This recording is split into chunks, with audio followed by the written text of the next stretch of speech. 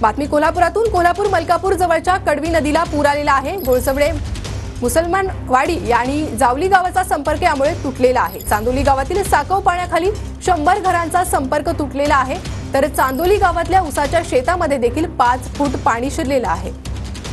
अधिक अपडेट आपण घेतोय। आपले प्रतिनिधी मनोज लेले आपल्यासोबत जोडले गेले आहे। मनोज, काय सध्या परिस्थिती पुराची?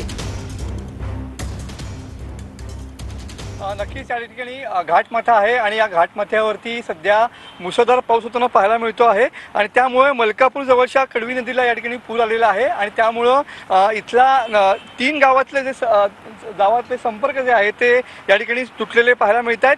चांदोली गावातील साकव देखील या ठिकाणी पाण्याखाली गेलेला आहे। जवळपास या साकवावरनं जवळपास 10 ते 12 फुटांचा हा साकव आहे आणि या साकवावरनं सध्या पाणी वाहताना पाहायला मिळत आहे। तर चांदोली गावातील जवळपास 100 घरांचा या ठिकाणी संपर्क जो आहे तो तुटलेला पाहायला मिळतोय। गेल्या 4 दिवसांपासून चांदोली गावामध्ये हीच परिस्थिती आहे।